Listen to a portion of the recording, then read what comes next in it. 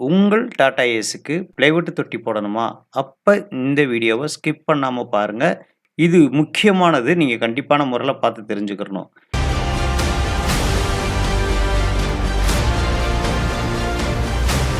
வணக்கம். நான் உங்கள் தங்கம் பாடி பில்டிங் பேசுறேன். டாடா ஏஸ் தொட்டி போடுறது எப்படி? தொட்டியில வரும் பிரச்சனைகள் என்ன? தொட்டி போடுறதுல என்ன பெரிய பிரச்சனை வேண்டியது இருக்கு?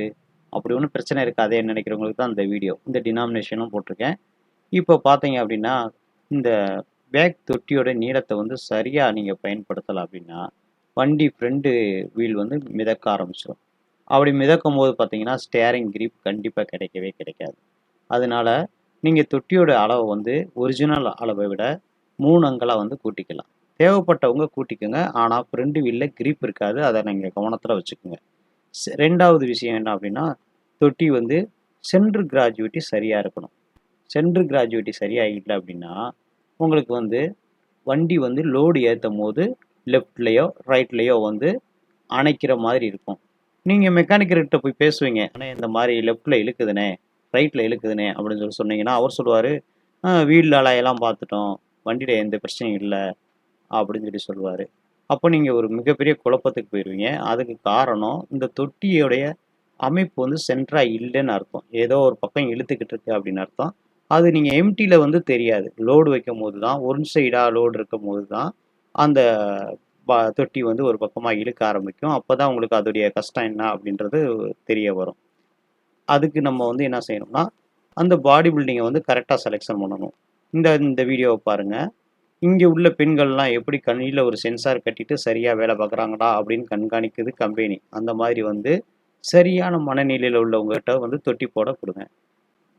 இந்த பேக் அமைப்புலயும் பார்த்துக்கிட்டீங்கன்னா அப்படின்னா, இந்த குறிப்பிட்ட ப்ளூ கலர் பகுதியில வந்து சேனல் இருக்கணும். அப்படி இருந்தா தான் உங்களுக்கு வந்து பாடி வந்து விரியவே விரியாது. ஒவ்வொரு அளவையும் சரியா வந்து பண்ணணும். இப்போ வந்து இந்த இந்த அளவுக்கு கரெக்ட்டா இருக்கணும். இந்த பெட்டுக்கும் உள்ள அளவு சரியான முறையில வச்சிருக்கணும். வச்சிருந்தா சென்டர் கிராஜுவிட்டி சரியா இருக்கு அப்படின்னு பொருளாகும். அதே நேரத்துல நீங்க இன்னொரு விஷயத்த கவனிச்சு பார்த்துங்க. இந்த அளவும் அப்படியே மேல இந்த அளவும் சரியா இருக்கணும். அப்படி சரியா இருக்கும்போது இந்த கிராஸ் அளவும் சரியா இருக்கணும். அப்படி இருந்தா ஒரு சரியான சதுரம் அமைப்பு உள்ள ஒரு தொட்டி. இந்த தொட்டியில இந்த கணக்கெல்லாம் சரியா செஞ்சாதான் வந்து உங்க பாடி வந்து லைஃப் டைம் அதிகமா கிடைக்கும். அதே போல பின்னாடி கண்டிப்பான முறையில பின்பகுதியில அந்த டோருக்கு கீழ வரும் அந்த இடத்துல வந்து சானல் இருக்கணும். சானல் அப்படின்னா வடிவத்தில் இருக்கக்கூடிய அந்த சானல் வந்து இருக்கணும். அப்படி அந்த சானல் இருந்தா தான் அந்த தொட்டிய வந்து விரிய விடாது. அப்படி நீங்க அத சரியா செய்யல அப்படின்னா, ஒவ்வொரு முறையும் நீங்க கதவ அடைக்கும்போது பிரச்சனைகள சந்திக்கிற மாதிரி இருக்கும். இது உங்கள மன உளைச்சல் குடுக்கும். அதனால தொட்டி செய்யக்கூடிய இடத்துல சைடுல மட்டும் சானல் போட்டிருக்காங்க அப்படின்னு பார்க்காதீங்க.